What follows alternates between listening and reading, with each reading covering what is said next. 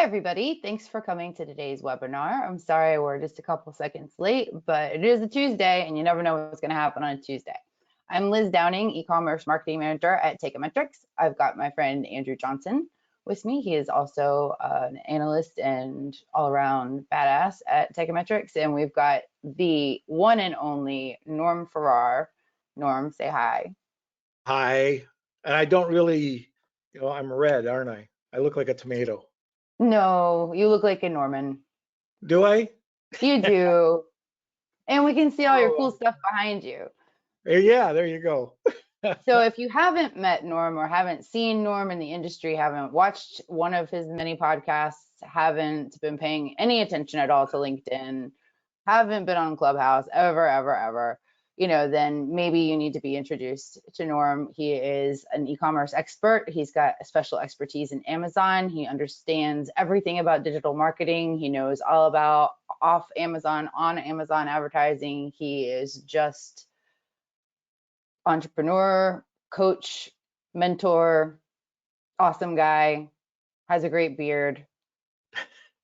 I'm sure you've heard of him. So Norm's here to talk to us today about how to promote brand loyalty on Amazon using off Amazon means. So basically not using Amazon's own stuff, not using your listings, not using that, assuming all that stuff is in place and the way it needs to be. This is how to actually promote all of your Amazon presence and your brand through other means that Norm is especially well versed in.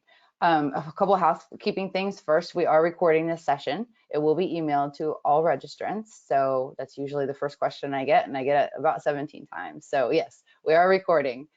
This is live now, but again, we'll send out a recording with a little bit of a recap and any relevant links to anything that Norm mentions during our talk today. So without further ado, let's get started.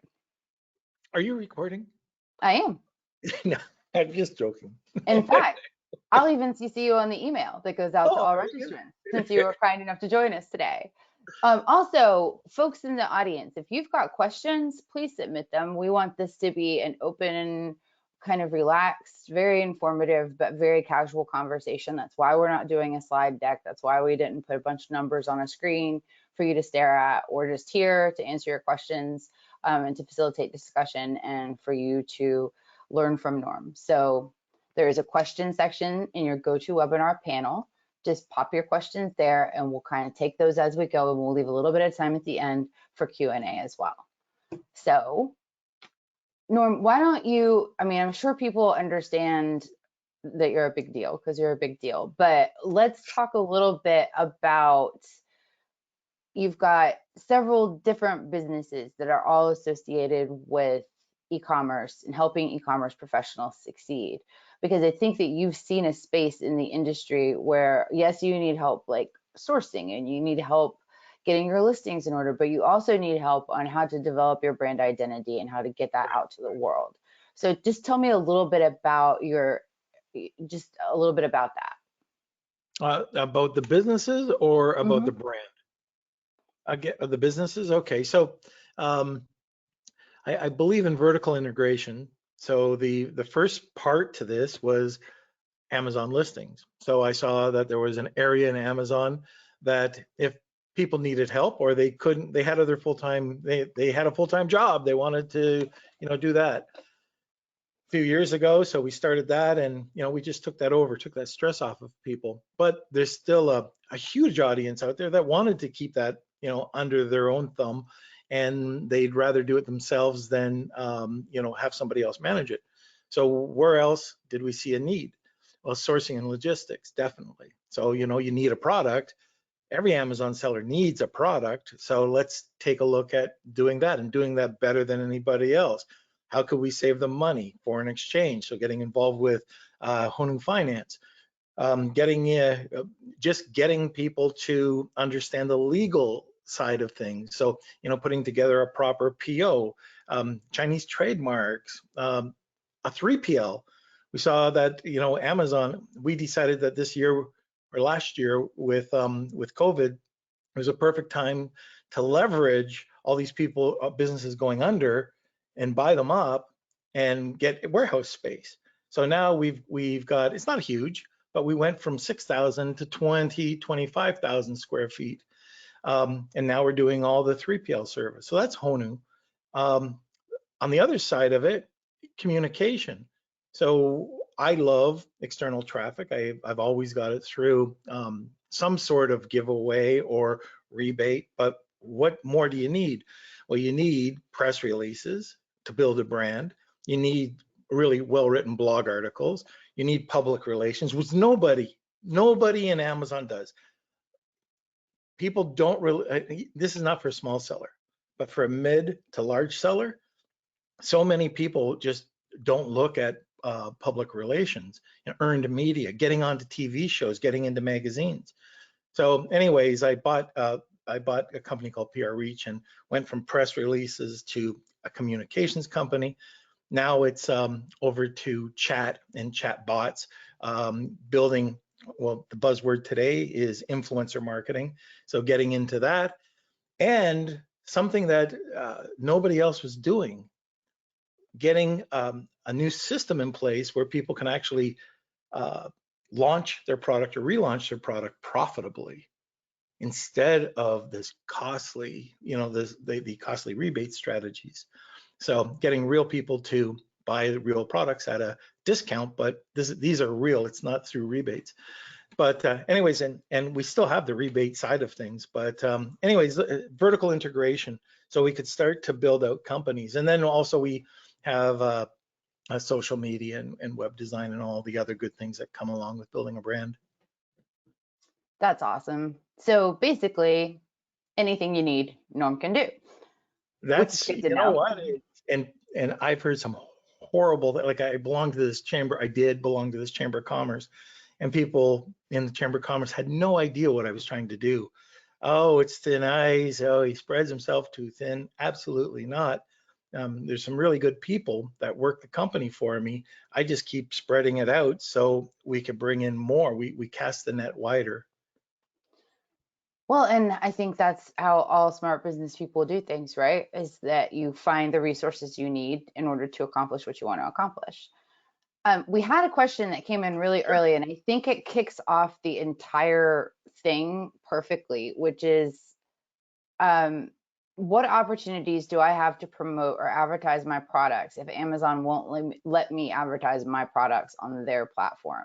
So I think that's a really interesting question. I'd be curious to know why you're not allowed to advertise your products. Are you in a restricted category, or Maybe. is there another problem? But pretending that if all you had to go on, if all you had in order to drive traffic to your Amazon listing was off Amazon marketing efforts, what are the biggest power plays? What are the biggest punches that you could use that are in your toolbox, Norm, to get eyes on those Amazon listings?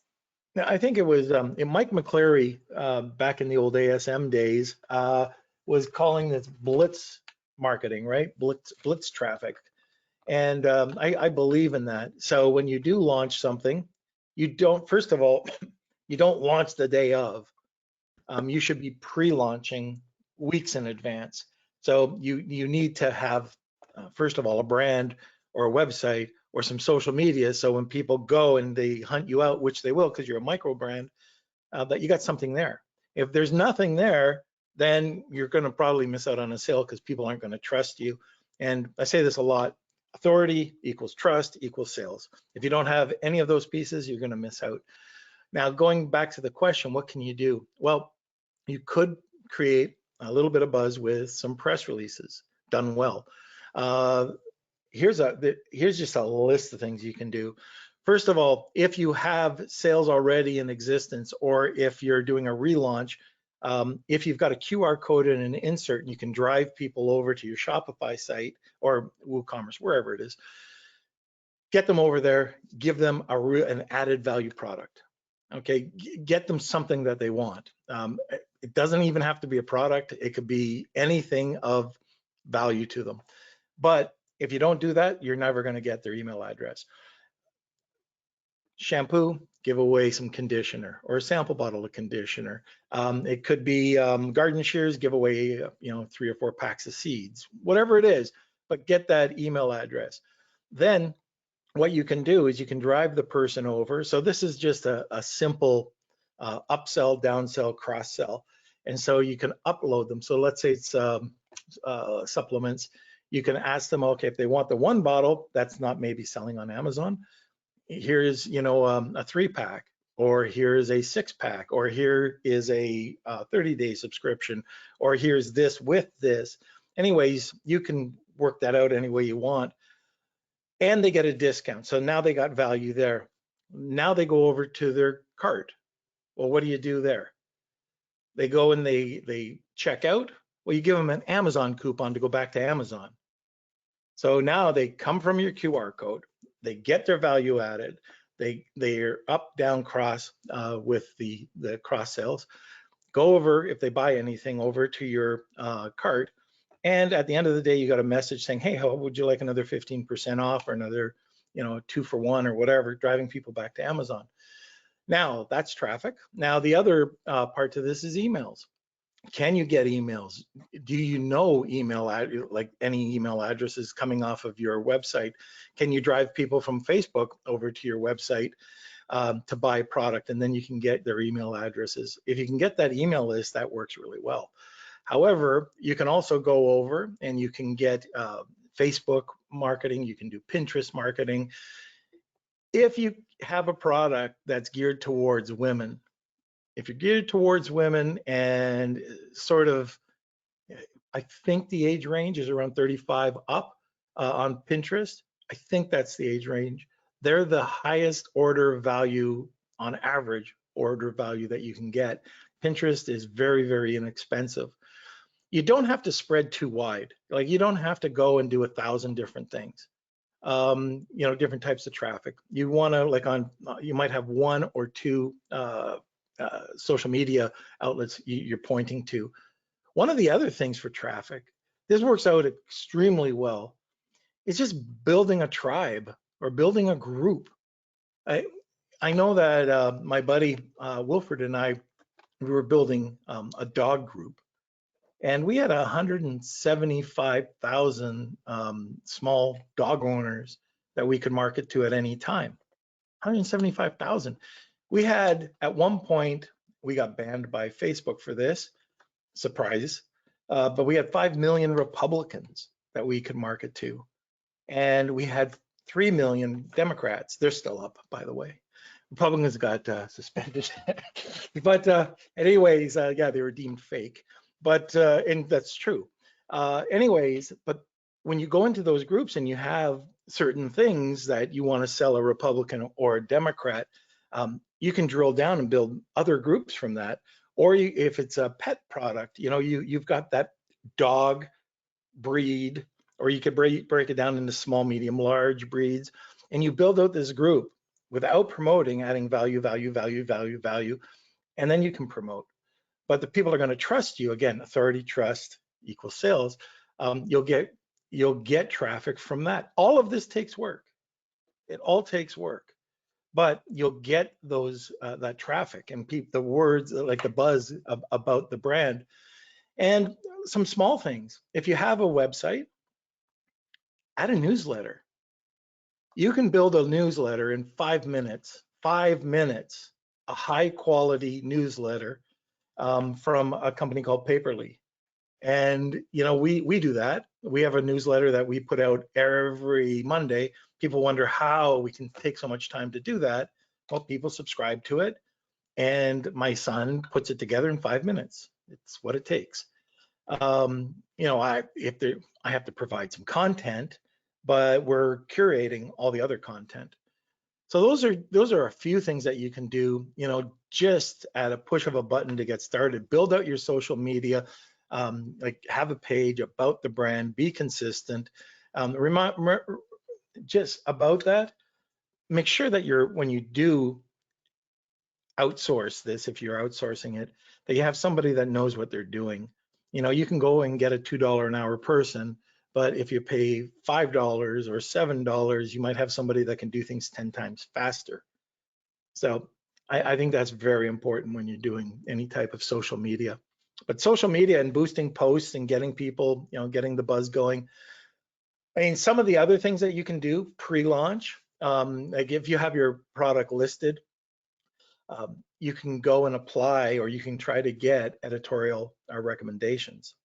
So you can also, depending on what you're doing, um, if you're in a restricted category, if I was in a restricted category and I had a budget, I would go and try to either get into some magazine like Forbes, Rolling Stone, something like that, which you can do easily. And you would probably try to see some form of earned media. So can you get on Dr. Phil? Can you get on Drew Barrymore? Stuff like that. And those are possible things to do. So there's so much to do when you're looking at trying to build an audience. I don't know, is that too broad? No, I think that's a great start. And I think that we can kind of get into the strategy of each different thing as we go along. But I think that's a really like kind of good framework for our discussion today. Um, in terms of influencers, I just talked to somebody today who's a specialist with mom influencers, and she and I had a really interesting discussion.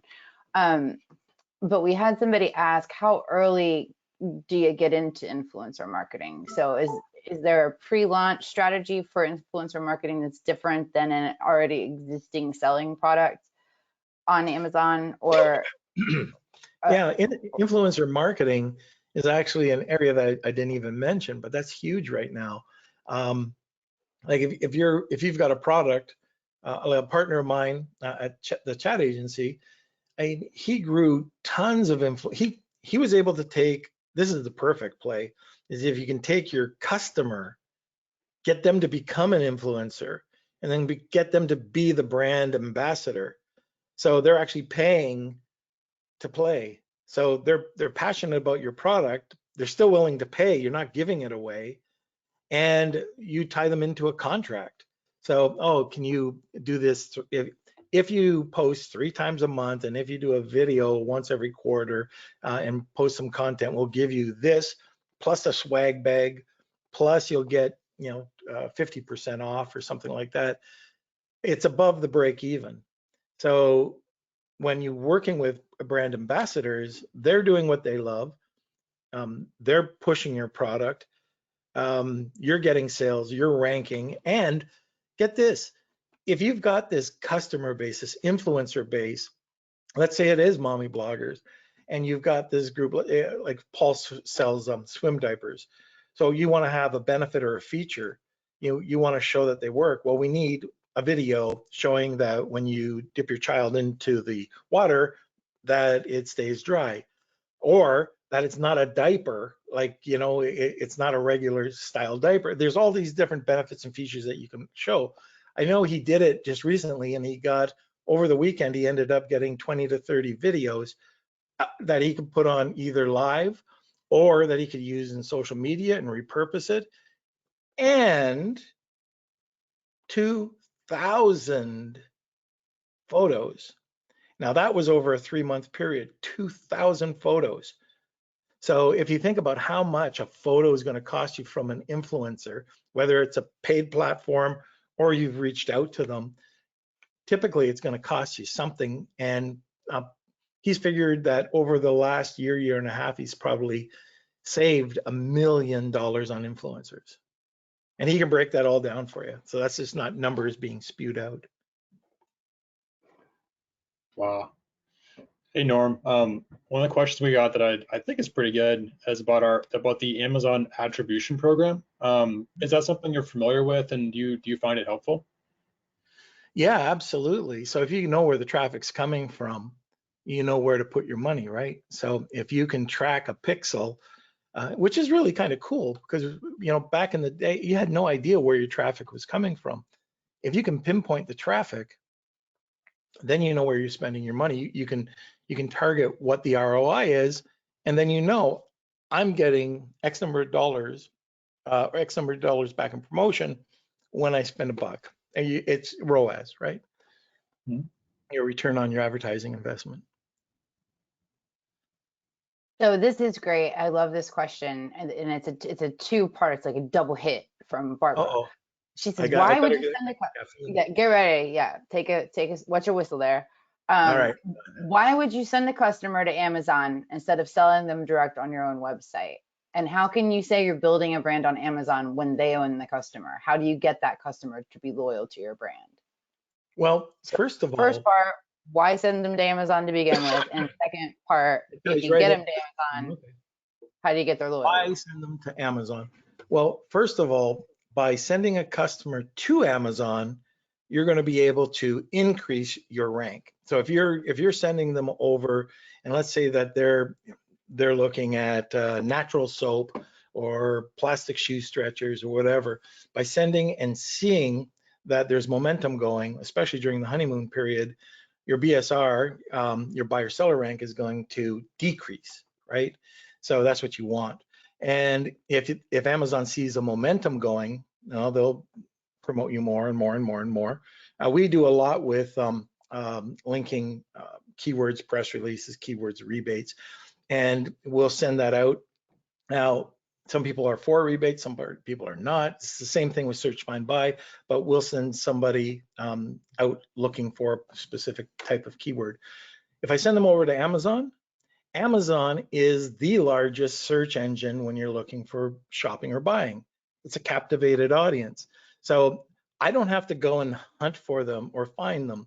If my product is going up and I've got traffic going over there and my insert is already going to drive them back over to my website, I'm going to, basically get two customers. I'm going to get the person that just wants Amazon, and then on my Shopify site, I'm going to have something that's not available on Amazon, either a different size, a different color, different scent, and that's going to keep them over there, and I'm going to be able to get that email address.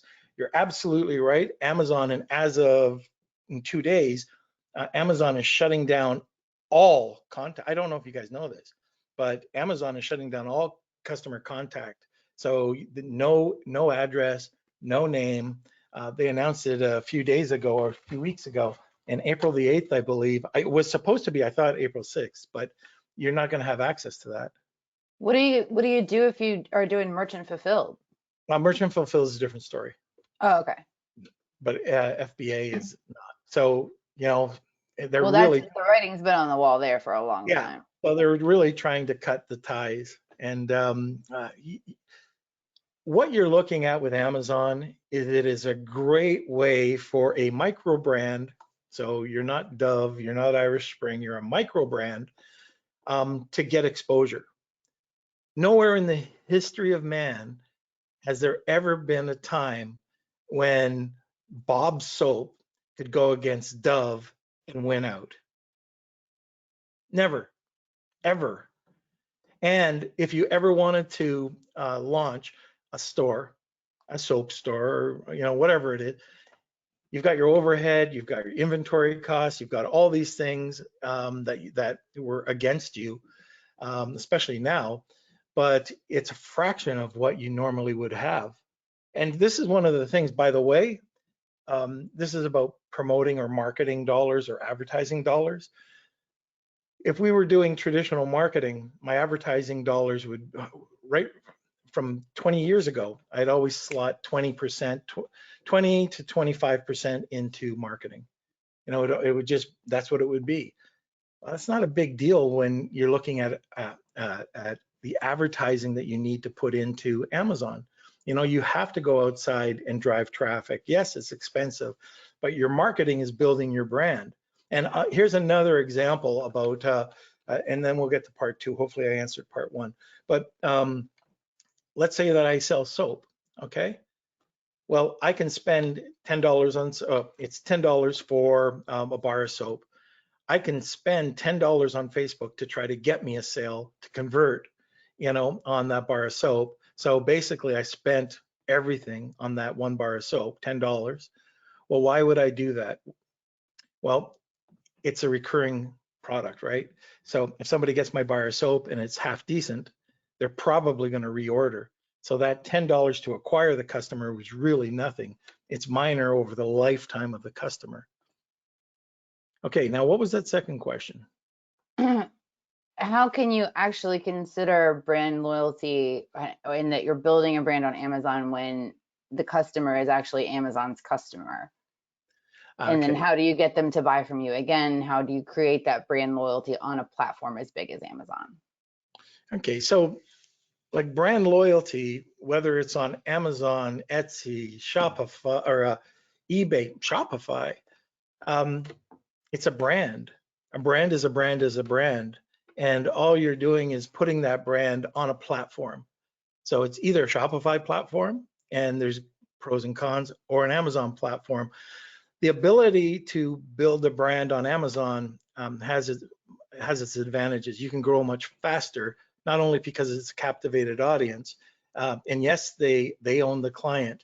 However, if you build that brand and you can surround that brand with, let's say, with sponsored ads. So one of the things that we'll do is we'll protect our brand. Let's say it's Bob Soap. So Bob Soap for AMS or the sponsored brands, if it's for display, if it's for just the Amazon sponsored ads, we try to own the listing. We don't want anybody else coming onto our listing, so we surround that. That builds the brand. We bid and we try to work fairly aggressively on PPC so people get to see the brand. It's not just getting sales. I'll run really high, especially in the beginning, PPC, not only to like an automatic campaign to gather search terms or gather what's converting and what's not converting, but it's to also get our brand out there so people can see it. So building up the brand on Amazon, building up your A+ page, building up your storefront, it all means that people are starting to get trust and they're starting to create sales. So authority equals trust equals sales. Now, why keep it on Amazon? That's where the business is. If you can put up with their crap, the emails that give you a heart attack and poor customer service and all that. If you can deal with that, great. There are lots of opportunities off of Amazon, but if you can drive over your brand over to your website and you can start nurturing it, like let's say they come over to your website. I've got you'll love this, Liz. I've got a client, no longer a client, but a client that had 280,000 real emails, okay, real emails for their brand. And they never did one email. And they refused to do one email because the owner felt that it was annoying. Ask Charles Livingston if emails work, for his brands. It's crazy that just simple emails that can go out. And if you put it onto a sequence, either like a three trigger sequence or 5, or just constantly, or texting, just doing that, you're going to get so many extra sales up during a product launch. Oh, you got a new scent, here it is, a new size here, oh, a new gift pack. If I had beauty products, which this guy did, and you've got Mother's Day coming up, or you've got Valentine's Day that just passed, you can make a fortune. But nope, put that onto a newsletter. This is how you brand and you build your sales off of Amazon. And you don't necessarily need to do it just on Shopify. When I'm talking about off Amazon, it's off of Amazon, that product I was just telling you about. So it ended up the company with the 280,000 emails. Well, they had 5 times they got a hazmat warning. And it was so stupid because every time it was the same answer back, showed the plan of action. It was just Amazon being stupid. And anyways, it took the sales for this one product, $125,000 a month to $2,600. You could not compete. You could not get it back up because of every time it got suspended. So we took it over to eBay with 2 other products. And with the 3 of them, we ended up getting sales at $150,000 a month on eBay. So you've got eBay. Look what Etsy's doing right now. They're bounced back. It's not just they're not as strict for homemade or craft items. There's Boxed. Who's using boxed? You know, if you want to go out there and sell wholesale, and get your brand out there that way. Even when let's go back to Amazon for a second. How many people are using B2B? Man, my camera is making me look like a tomato. You don't. But anyways, it's better than, anything green or maybe a pumpkin. But anyways, go back to B2B. I've seen customers who have taken their brand, who were getting, this is way before COVID, but it was wipes. Okay, these were wipes for your cell phone, and he was selling packs of 10. All right, you sell packs of 10. I said, why don't we try B2B? And we had 10 packs that you could get. So these 10 packs at 5, 10, 25, 100, 10 packs ended up becoming their norm. People were buying them through business to resell, and we were getting tons of business that way through the wholesale market. So sometimes, and we did that with refrigerator magnets, and it was schools that were buying them up. So our sales didn't go from individuals. They were really great sales for the individual, but where it came to be the gravy was, 25 units went to this school, 50 units went to that school, and we were killing it that way.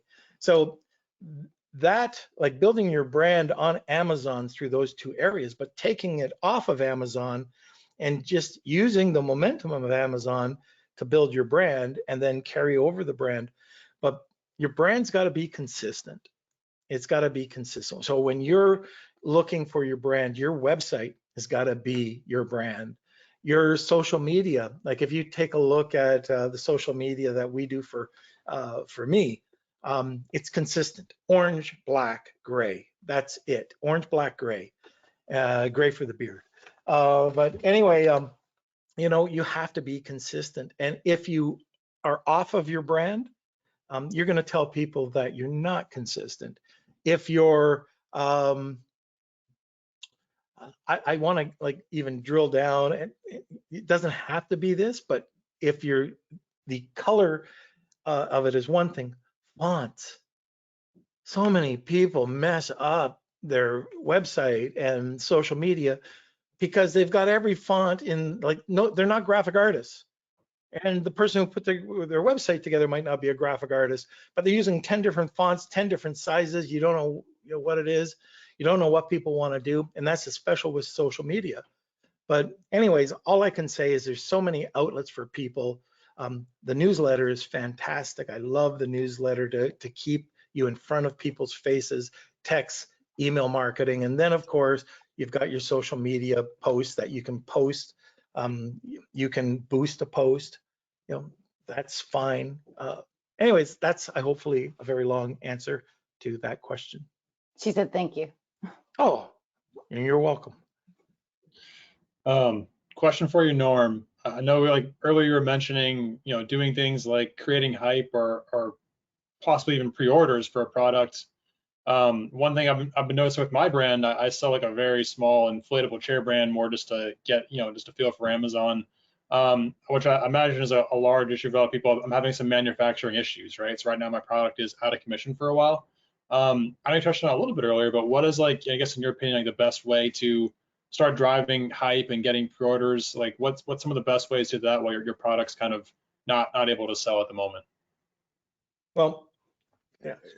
I depending if you're in lockdown or not, but like let's say for an inflatable chair, right?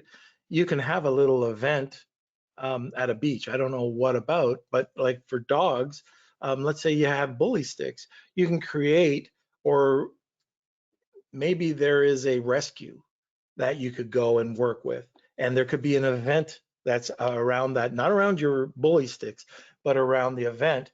You sponsor it, and now you're getting hype. Now you can take that information, let's say it's in Fort Lauderdale, so you can take that information, you can write a press release. People don't realize the power of a press release. If you put like the keyword, if you just put the keywords in the front and you just say that you're having this event or whatever it is, and then you put Fort Lauderdale, or like preferably 300 25,000 or less, but you geo-target that event, you are going to rank everywhere for regional keywords overnight. Overnight. And if you've got like if you can pull in that the best areas that where you're working or where you're selling, you could start geo-targeting. So anyways, going back to what you were saying, create an event is great. If you can create a national event, better. So events are probably the best way, or you can just talk about research or the benefits. I hope I don't confuse people on this one. If it takes 2 or 3 different elements, if you write an incredible blog, I mean good blog, okay, and you set it up properly and you answer questions so you can get into Google's answer box, you take that and you do a very simple video that's on YouTube and you embed that video so people will watch the video and stay on the page longer. You publish it, okay? So it's 5 reasons why elderly dogs love bully sticks or should have bully sticks. Then you have your press release written as a newsworthy product, like grass-fed odorless bully sticks are proven to be a healthy snack for elderly dogs. So you have to twist it around. You write it and you link that to your content, and then both of those link back to Amazon. You're going to get 200, 300, 400 links from really good quality sites from the press release that's linked over to your content. And now you're going to get not tons of traffic, but you're going to get Google looking at your information differently. You'll be in Google News. You'll be like, that's one way to get exposure. The other way is just to create some hype. We're doing a contest right now. You can go to King Sumo, create an app and just do a contest. We're doing one for the podcast. You'll see it tomorrow. But we're just announcing it, and it's very simple to do. You could do it with any product, and you create a contest around your product. People have to tag you. So, you got a pre-launch going on with bully sticks. You can get people to buy the product and tag you with the images, or just have some sort of contest going where you're getting tagged with them and the small dogs. Was building out your social media, so when people come to the social media site, they can see that you're real. So anyways, there's lots of different things you can do there. Hopefully I answered that. Yeah. Good. So this is a good one. What if you've got what if you're interested in influencer marketing, you've got a budget for influencer marketing, however, your product doesn't really mesh that well with influencer marketing. This person says they sell fence hardware. So social media and influencer content doesn't really match their market. Unless there's a whole Are there not handyman influencers? I mean, are there? There's not, there's influencers for everything. So if I can think of influencers right now, like celebrity influencers that have TV shows about handyman, right? If you can get them to influence, they probably cost you a good buck. But if you go down to the micro or to the nano influencers, 10,000 to 100,000, you could probably find, it would be simple to do. Go onto Google and just, you can start looking for handyman blogs, and then you can see who they are, or go hashtag handyman in, or figure out what the hashtags are, the best ones for that. And if it's fence parts or fencing companies, or, if somebody's got to have a blog talking about how to do something, how to build a deck, how to build things that are relevant, But it's usually people that are trying to sell fencing, or, that's kind of the problem with that type of marketing and looking for blogs like that, is a lot of time the blog owner themselves is trying to sell something of their own, right? Well, when you get that niche. Usually they have sponsorship, just like with us, you come to ours and you're not seeing anything being sold, nothing, but we don't. Same thing with one of my products is soap. we don't go out and sell any, if somebody's on our blog, we're talking about the community, and we're talking about how to better the community. That's the same thing with this person with the fencing. If they're looking at a really great handyman, and the handyman's got 10,000 followers, and you can say, you can start following the person, commenting, sending them a direct message saying, hey, I've got this new product, would you take a look at it? I'd be interested in you sending out this product. Now it's a tougher one. It's a tougher go. Like, also, another attendee actually said DIY. That would be another good, like, find DIY, because he said the DIY world is gold right now because of quarantine. So people are still locked down, they're still doing stuff at home. So another good one for you to find for fence parts is the DIY community too. Check it out. Very good. Norm can help you too. So back to inserts. As you know or may not know, I come from a product review background, and now I'm not in that anymore, but I know that there were a lot of rules with Amazon around what you were allowed to say regarding product reviews on product inserts. Are there similar rules about driving traffic away from Amazon via a QR code? Is that against policy? No, here's the deal on that. If you have something in your package, okay, or on the outside of your package, if it's unique to Amazon, then it's a problem. So if you've got a package that is different going to Walmart or different going to these other retailers, and the only insert is for going over to Amazon, and you're driving it over specifically, then you're breaking TOS.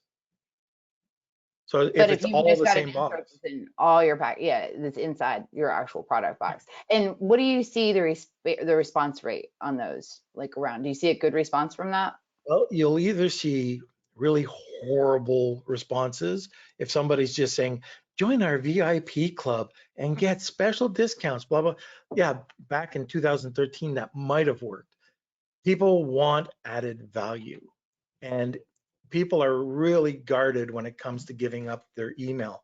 So if it's a warranty, that will get a better response. Here's a trick to this question, by the way, is get a dynamic QR code. Don't get a static QR code. QR codes that are static just remain the same at all times. So if you change your website or your landing page or wherever you're driving them to, it's always going to be the same. A dynamic one, you can change that. This is cool. You can change it where it's seasonal. So when people go to, when they hit your QR code, oh, here's your Valentine's Day landing page. Oh, here's your Mother's Day landing page, Father's Day landing page. And it can reflect the season rather than static. So that's cool. So the added value there, maybe for soap, would be, let's give a spring, like tropical scents.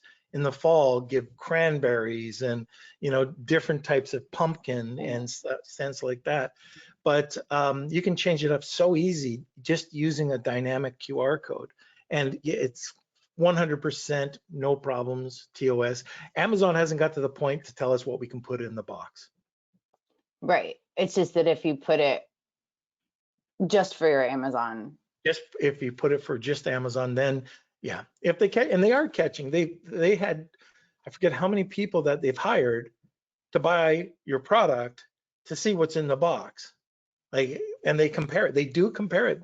I read an article that I forget how many people that they read or that they hired just to do that. So it's just got to be consistent across marketplaces. Mm-hmm. Yeah. We did have a question about reviews. They're amazing to receive when someone purchases. What's the best way to drive up reviews? How much of an impact do reviews have on Amazon? Besides, of course, letting other purchasers know that your product is good. Now we know that reviews impact your seller health, and they also impact your organic ranking, right? But there are a lot of rules. So within Amazon TOS, what are your top tips for getting reviews on Amazon? Okay, you could go in to manage orders and request review. Now, so there's automated programs that go in and do that. You can go and you can go and use these more automated mailing tools that still allow you can't do the both.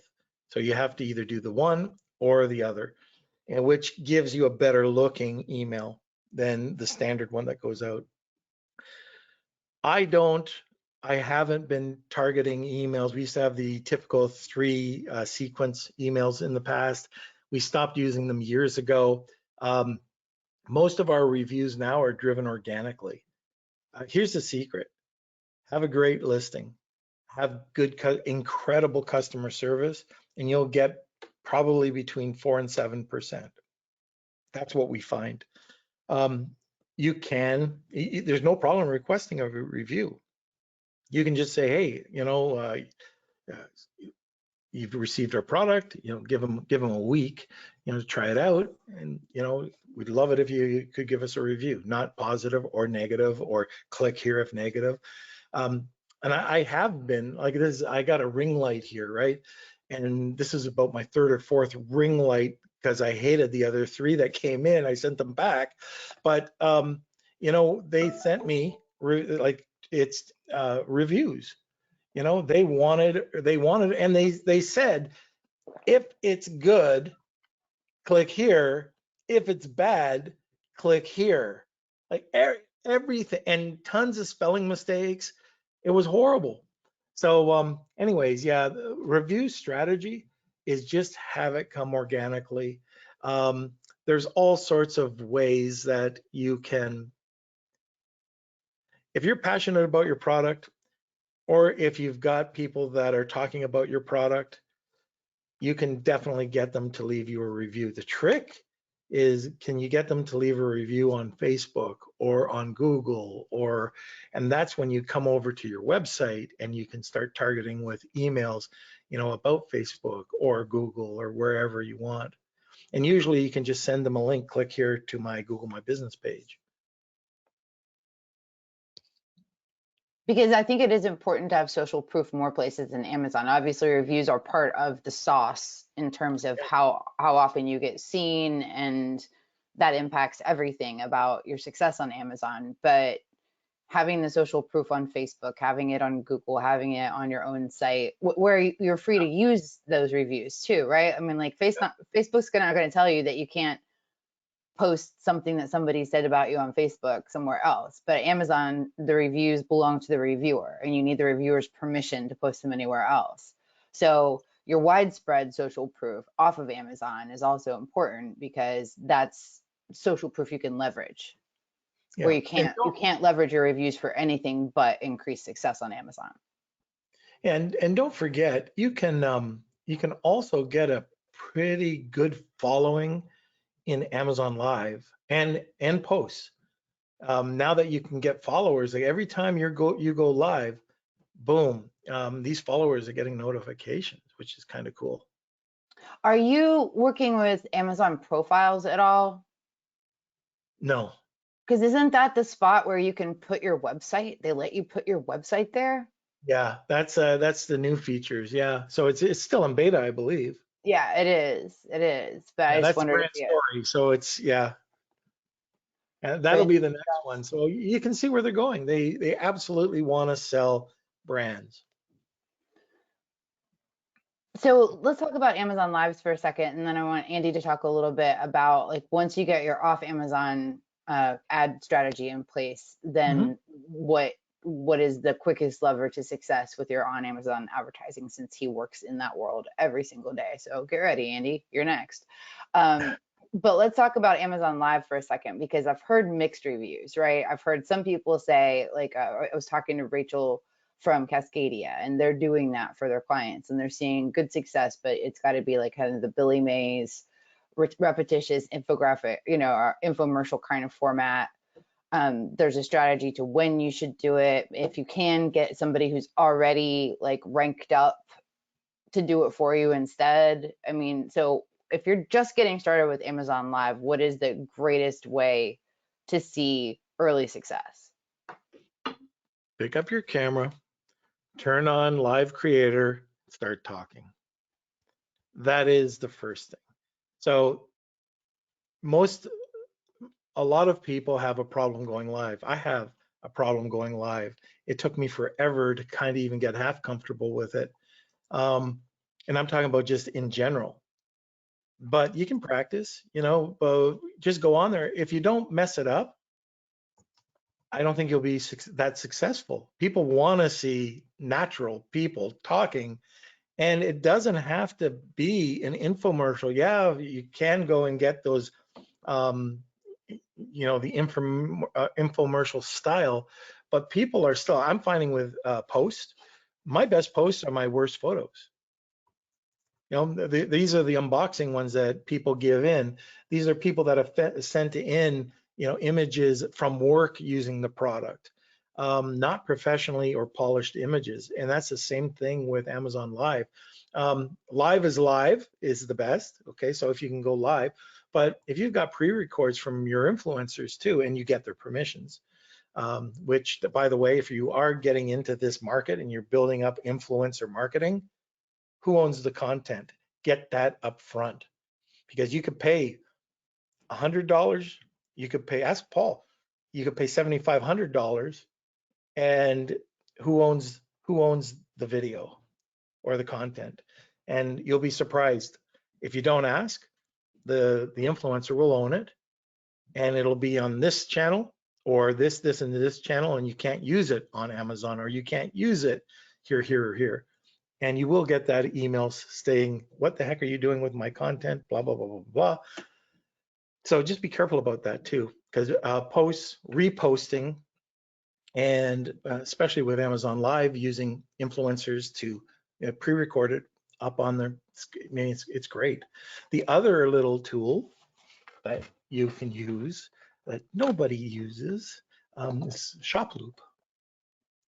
ShopLoop, which is Google's platform for individual influencer marketing.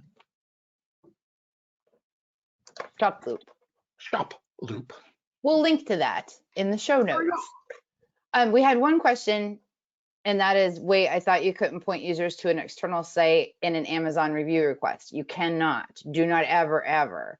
If you've got an insert, don't ask for a review on it. I mean, like, just period, don't ask for a review on an insert, because it's pretty much like, it's just not okay. Just don't do it. Follow Amazon's policies and procedures regarding reviews at all times, because they will suspend you for reviews abuse even without you breaking the rules. If you like just sniff of breaking the rules, you can get suspended. So just don't break the rules at all. So we've had a great crash course on the different things you can do: press releases, influencer marketing, emails, newsletters, blog posts. Once you're diving, and all of that is considered organic traffic on Amazon, because that's not the traffic that you're driving with the ads that you're buying on Amazon, right? So what we specialize in at Teikametrics is your on Amazon advertising. So Andy, what do you tell somebody day one? How much, I guess is what I'm asking, how much does that organic rank that we're building from off Amazon, how much does that matter when you're starting your on Amazon advertising? So it's huge, right? Like, the more organic traffic you have for your product on Amazon, it's just gonna mean better and better things for your brand. So the more, more eyeballs you can bring externally, like all the things that we're talking about here, the Norm saying is amazing. So the more you can do that, just the better it's going to help. And of course, with your advertising as well, the way it works on Amazon is the more you advertise, as long as you're doing an effective job, you're going to see Amazon, they're interested in having happy customers, right? So the more actions you're driving to your page through Amazon, so things like impressions, clicks, ideally positive reviews and conversions, the more of those things that are happening on your page, the happier Amazon's going to be, and they're going to start driving you more traffic organically, just because they want to have like more success. So all of these things, definitely all of the external stuff, the advertising too. Name of the game is always getting as much organic sales as possible, because those of course are the great sales that you're not paying the extra fees for, at least on the Amazon side. So definitely that's always what you want to be shooting for. That's awesome. Norm, So Norm has 2 podcasts. Is it 2 or is it 3 now? No, it's 2. It's 2. So there's Lunch with Norm that is which days per week? Mondays, Wednesdays, and Fridays. So 3 of those bad boys, and Yeah. I'm going to put a link to lunchwithnorm.com, which is not hard to remember, but I'm going to put that in the show notes. I really encourage everybody on this, those of you that have questions about product inserts, those of you who have questions about other channels we didn't mention, like TikTok. Norm is covering all of this stuff on these 3 times a week podcasts with industry professionals. He's got Kevin King all the time. That guy knows what he's talking about too. It's a tremendously helpful podcast. And then he's also got, I know this guy, and I'm going to link to that too, because that is super fun and it's my favorite. So Norm, thank you so much. It's always such a pleasure. You're one of my favorites to have on. Andy, thank you for coming too and helping me out. Thank you everybody for attending our webinar today.